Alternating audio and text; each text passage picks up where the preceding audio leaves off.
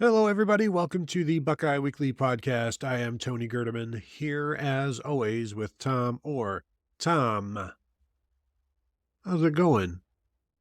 Tony, it is a Michigan Monday, and we get to talk about Michigan just like we have for about 74 shows in a row. But this time, Tony, it's different because we're actually talking about stuff happening on a football field. But before we get to the stuff happening on a football field, I do want to ask you a question about something happening in the stands. Tony, do you know what the tickets rated as the best deal on SeatGeek right now are going for, including fees, per seat?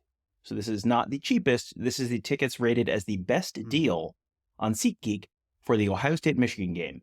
I'm going to need a price per ticket, including fees, and a yard line that those tickets are located on. Okay, I bet you can get a ticket now. These would be tickets that Counter Stallions would obviously not have to purchase because this would be in Michigan Stadium and this would be a present opponent, so there'd be no reason for Michigan to need these seats. I'm going to say you can get something in between the 45s, and that's probably going to run you about $2,250 and then another $375 in service fees. So how about $2,600? These tickets are in the end zone, section 5, row 21, if you are scoring at home. And to sit in the end zone at Michigan Stadium, you can buy up to 4 seats together, Tony, for the low price of $1,233 U.S. American currency per seat. So basically $5,000 for 4 seats in the end zone. And that, Tony, is the best deal as judged by the good folks at SeatGeek. The cheapest tickets to get in the door right now are section 39, row 93, which is, I think you have a nice wall to lean back on because that has got to be about the last row in the corner of the end zone. Only one ticket available, Tony. The low price of $682, including fees. So you can get in as long as you're willing to go. You can get in the door for less than $700 as long as you are willing to go by yourself and sit in the last row in the corner of the stadium in the end zone. So, well, the good news. So maybe people should make this their birthday presents and Christmas presents, or do you give New Year's presents, or for those families that might celebrate both Hanukkah and Christmas, like just bundle it all together and ask for that, because that is not cheap. No, but the good news about sitting in the last row of the upper bowl area is you can just climb out the back and jump down the 8 feet to the ground outside, and then you're out. You don't have to wait through all of the lines to get out of the stadium. Of course, I believe there are now 2 exits in that building for the fans in the stands. It's been a while since I've been there, but I feel like I got done trying to get through that crowd yesterday. But Tom, that game is not here just yet. We've got to focus on Michigan at Penn State, of which Michigan, the 24-15 winners. And I don't know if we need to talk for the entire show about James Franklin, but we could. It is not a Penn State pun day, which if it was, I would have some doozies. But unfortunately, it's Michigan Monday and not Penn State pun day. So, yeah, James Franklin has been tried and found guilty in the court of football. Mike Yurcich was sentenced for his crimes. And,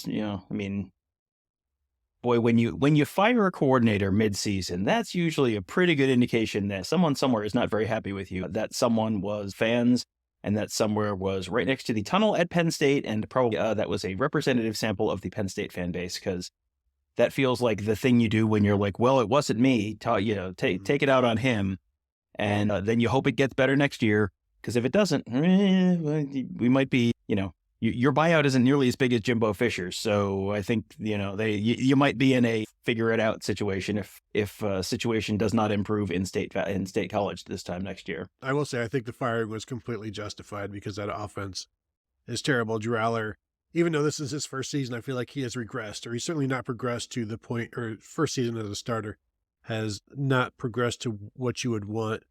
But so let's talk about this game and some key numbers here, Tom. I'll just throw some out to you. Michigan rushes for 227 yards on 46 attempts. J.J. McCarthy, 7 of 8 passing for 60 yards. But I think the most amazing thing in all of this, and maybe the most, I don't know if it's damning or what, but 30 rushes in the second half for Michigan, 0 passes. They did attempt 1 pass, but there was a pass interference, so there's no play there. So basically, 30 rushes, 0 passes in the second half for Michigan. And the thing is, it's not like they were super successful running the ball in the second half. 30 carries for 117 yards, and that includes the 30-yarder from Blake Corum to essentially end the game after James Franklin decided to go for it on 4th down at their own 30-yard line with like 4 minutes to go in the game. So 30 carries for 117 yards. They weren't, I mean, it was bizarre to watch, but I think, how much of this, Tom, do you think was because they didn't need to throw, but also I think they could have thrown, they could have used it, but the pass protection on that in the first quarter was really, really bad, really disturbing, and may have scared Sherrone Moore, acting head coach, for the day. Just watching Carson Barnhart, the right tackle, get just blitzed, and not blitzed like a blitz, but blitzed like defensive ends just running by him. On the first series, he had two different defensive ends run past him. One got a sack. He also had a false start on that play. And I think I wrote in Michigan Monday, I don't know if it was like 5 of 6, I think 4 or 5 dropbacks, because again, there are only 8 passes. I think J.J. McCarthy dropped back like 5 total times, was pressured very highly 4 of those 5 times. Yeah, this was either, and he, generally made the most of it, and his line ended up being just fine, even though he didn't have to do much. McCarthy finished, I think it was, 7 for 8 for 60 yards, 0 touchdowns, 0 picks. So, I mean, like, that's fine. And if you're sort of under assault, then, this was a game where you kind of went like, boy, yeah, he is a really dynamic player. I can see why he's part of the Heisman conversation. But also, if you're supposed to be the most outstanding player in the country and your team's playing their hardest game of the season, you think you would do the thing that your position is normally thought of to do at least more than 0 times in the second half of a game that's relatively close. But, that's neither here nor there. It was, in the first half, that pass pro was a disaster, and it was like kind of a one-man disaster show. So this is kind of the downside of playing absolutely no one for the first 9 games of your season, where then, good news, you're 9-0. Bad news, you haven't really been, field tested yet. It's like, well, this all looks good. This all looks good in the lab. I'm sure it'll be fine when we take it out in the field. And then you get like, what is it, the V-22 Osprey, where like, oops, this doesn't work at all. It's, you don't want, a tilt rotor right tackle. That's not a good thing. That's a problem. And now they have a week to sort of figure it out. And J.J. McCarthy showed that he could sort of, dip, dodge, dive, and all that. How much of the second half and the running do you think was, we've sort of name-checked the 2007 Ohio State Michigan game a number of times in the past. How much do you chalk up to, well, I've seen them on offense, so they're not going to do anything, so we don't really need to do anything either? Yeah, I think that may have been the exact, not that's part of the reasoning I wrote in Michigan Monday, is that Michigan understood that they weren't going to be giving up many points to Penn State's offense. And so it was like, as long as we don't screw this up, we can't possibly lose. And also, we know that on the other sideline is a coach who will actively do what he can to screw something up. So at this point, you just let the other bad actor take care of the damage, and all you have to do is just keep going forward. Doesn't matter how slowly, whatever kind of pace you have, just keep going forward. And if you have to punt, that's fine. Just don't turn the ball over or create points for your opponent. Because as long as you're not throwing a pick six or giving the ball away, and Blake Corum fumbled the ball down inside their own 20-yard line once, but recovered it pretty quickly. That was early on in the game. So as long as you just don't screw things up, you know that you're going to get something from James Franklin. And they got 3 somethings from James Franklin that led to essentially, I would say, 9 points that we could, you chalk up the 2 going for the 2-point conversion in the second quarter, and then again in the fourth when neither time did you need to. You missed both of those. So you kick extra points there. Those are 2 points. If you don't go for it on 4th down with 4 minutes to go and give Michigan the ball back at the 30-yard line and completely defeat the emotion of your team, and then boom, the first play after that 4th down failure is a 30-yard touchdown run by Blake Corum. If you punt there, maybe you don't give up that touchdown. You take that 7 points off the board. You've got 9 points there to play with.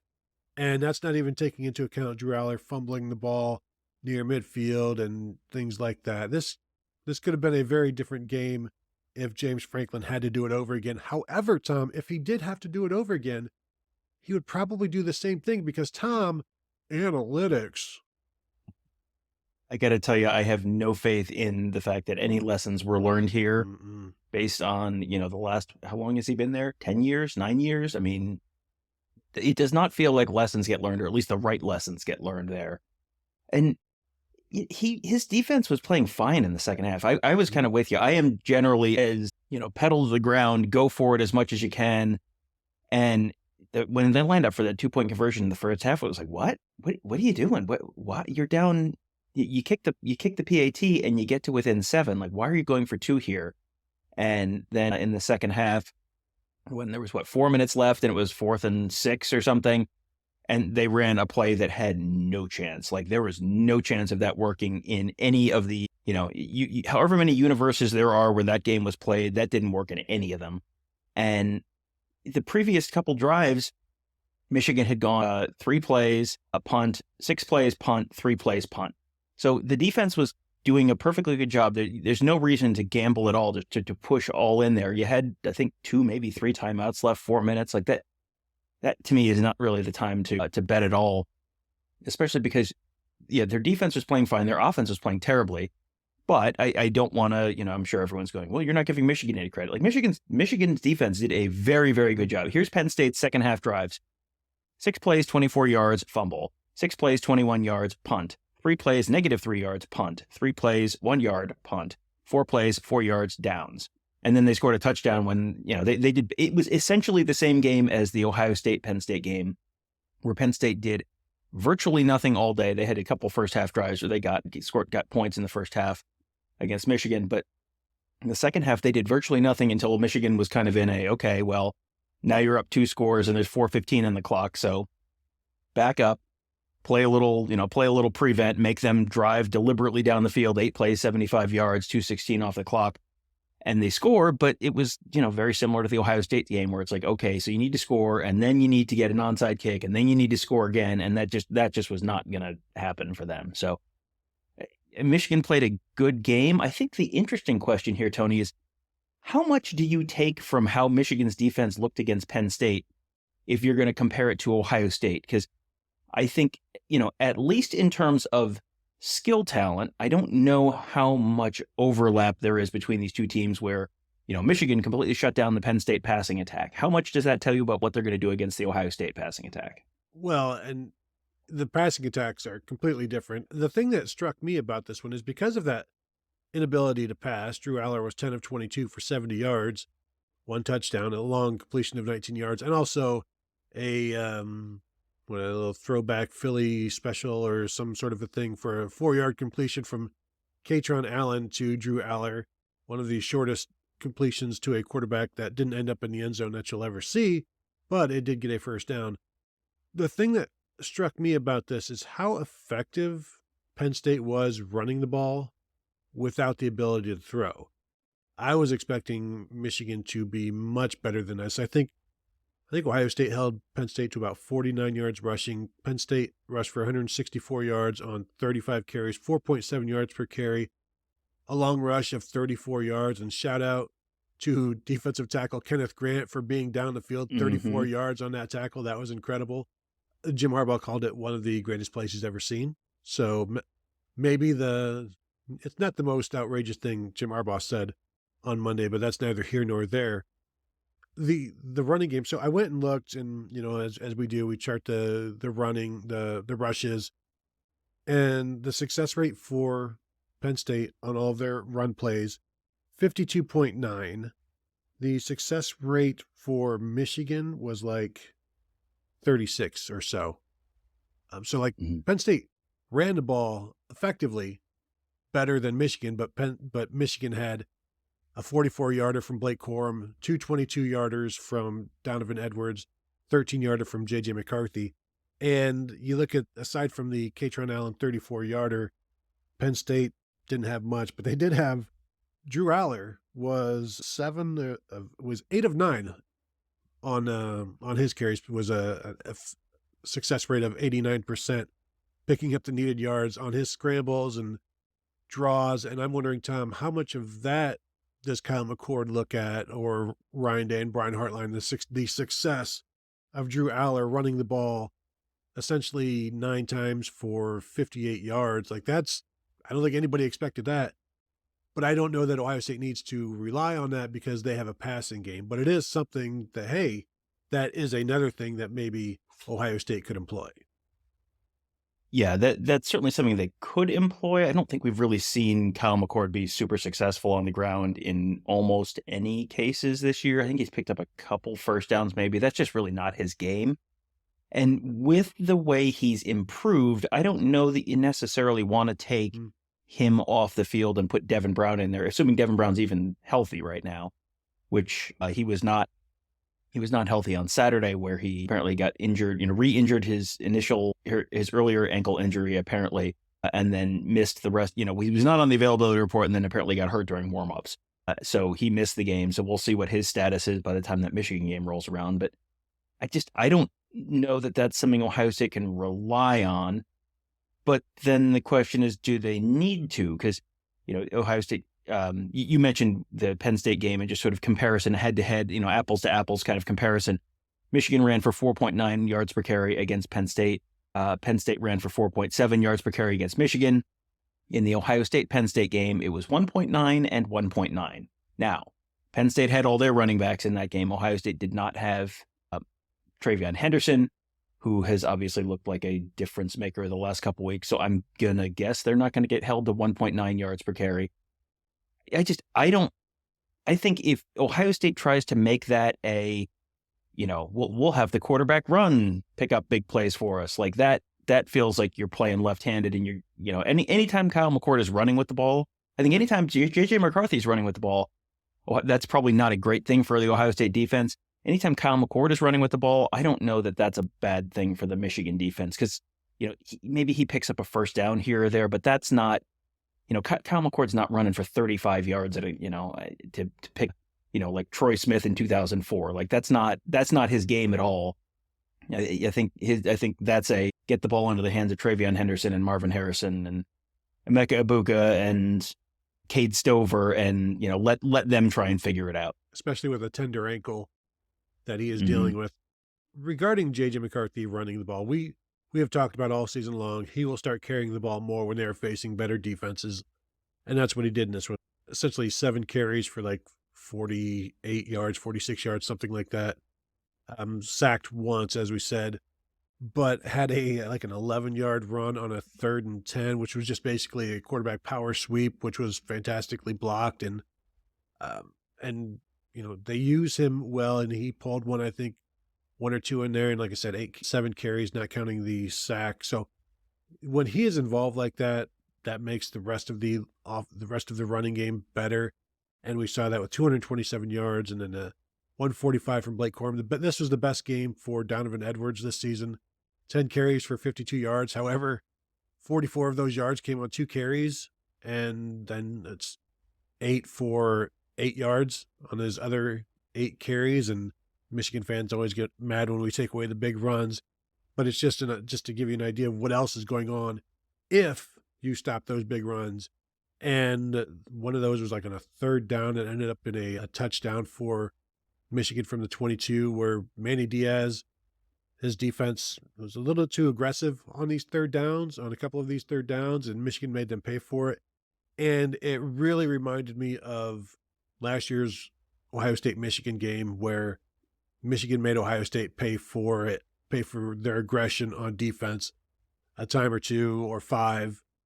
And Penn State didn't have to pay as much as Ohio State did this year or last year, but they still had that 22-yard run from Donovan Edwards. There was another 3rd down that they ran the ball on. The 2 3rd downs, the J.J. McCarthy and the Donovan Edwards. Both of those drives, 2 separate drives, both ended up in touchdowns. And the one from Donovan Edwards, you stop him. That happened at the 22. You stop him short of that. As Ryan Day said, that's a 4-point play. The J.J. McCarthy was, I think, around midfield or on Michigan's side of the field. So if you stop that, that doesn't end in points. And right there is another 10 points that could be found that the defense didn't give to Penn State because a little bit too much aggression at times, but also how much of that aggression is the reason why Penn State's defense is so good. So you got to balance it out, but I don't know that you need to be being that aggressive on 3rd and 11. No, was that the one where McCarthy looked like he was completely hemmed in and then just everyone just over pursued and he cut back? Are we talking about the same play? Yeah, just that like one? a sweep to the right. Yeah. That was just everyone went, oh, I'm going to get him, and then we're going to get off the field, and then everyone's guy's eyes got a little too big, and everyone just sort of over pursued, and there was just a massive cutback lane, and McCarthy saw it and made the play he needed to make. This was like a, just enough performance from Michigan. And what's a little bit annoying is it just enough because this is what they've got, or is it just enough because this is what they needed? Because those are two different things. And I still would like to see J.J. McCarthy have to do it in a tight spot in the fourth quarter. And, let's see what that looks like this year. Because he just, he has not thrown there has not been a second half pass in a meaningful spot for him all season. So that'll be interesting to see if and when that happens. And then, on the other side of the ball, I'm super intrigued by what does the Michigan pass defense look like when they are facing an actual pass offense? Because it still hasn't really happened this year. I think Will Johnson's probably very good. I think Mike Sainristil is probably very good. Their safety play has been pretty good. I kind of want to see what happens when Josh Wallace goes up against a decent wide receiver, because I don't think he's faced one all season. The defensive front has been very good. I think there's spots where they have been very, very good on defense, obviously, all year. When you look at the results, yeah, they've been good. And, when you're shutting down bad teams means something at a certain point, and they are well past that point.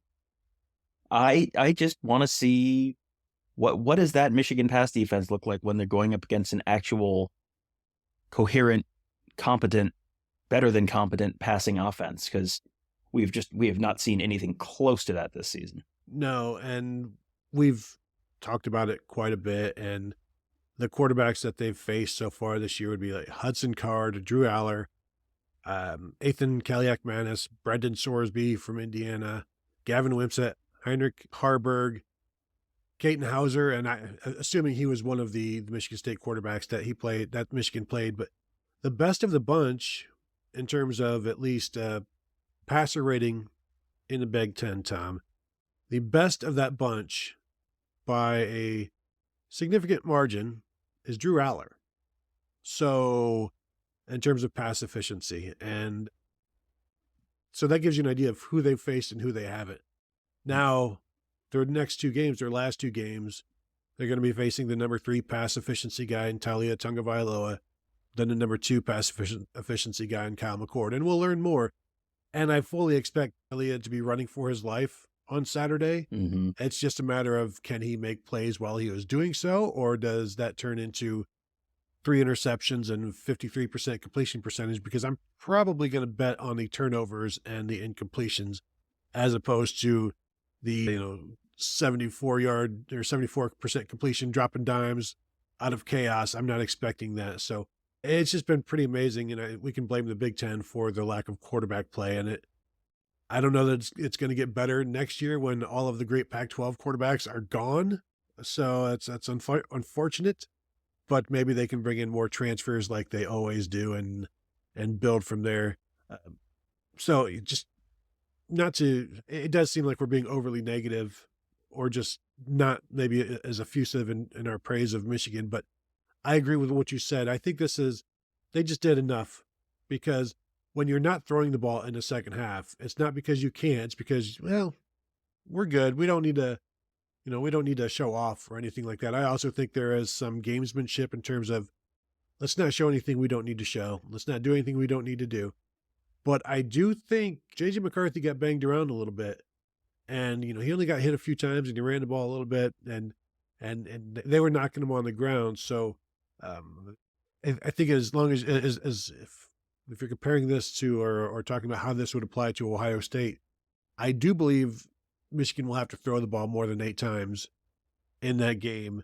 And I do believe they're going to have to help Carson Barnhart out. And so is that going to be 6 offensive linemen, 7 offensive linemen? They've done that. How much are they going to do that in 2 weeks? I bet quite a bit. And if you do some max protect, you do some play action, you try to get these safeties into conflict, and oh yeah, Ohio State safeties are banged up, so you might have a decent opportunity with that.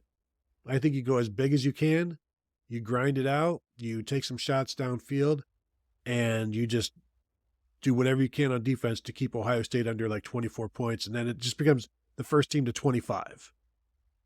Yeah, it does feel like it's a first team to 25, or maybe even 24. Just all week, I've been thinking, this just has this 20-17 kind of vibe to me. I don't know what it is. It just feels like it's going to be, each team is talented enough that you'll hit a couple. Michigan will have one grinded out drive, and Marvin Harrison will do some kind of a Marvin Harrison thing, and so there's one touchdown in each side, and you get another one at some point, and you get down into the red zone once, and you kick a field goal each, and then it's just a matter of, okay, who gets that last one? I kind of thought the same thing in 2006 before that game, and that was extremely not how that game played out. I would be very surprised if you ended up with, even that game ended up with 81 points. I mean, I'd be surprised if this one got even to the mid 60s in terms of an overrun, in terms of total points scored. It feels like these are two very good defenses.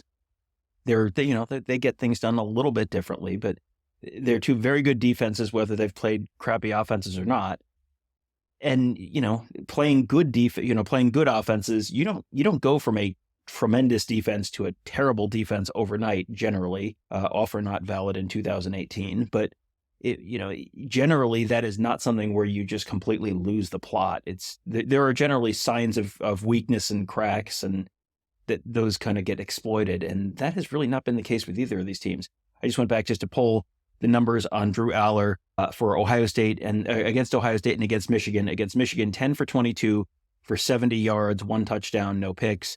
Against Ohio State, 18 for 42, 191 yards, 1 touchdown, no picks. So, I mean, under 5 yards per attempt against Ohio State and under 4 yards an attempt against Michigan. I mean, that is bad. That is anything under like 6 yards an attempt is like, oh boy, that was a rough day. And both teams held them, even further under that.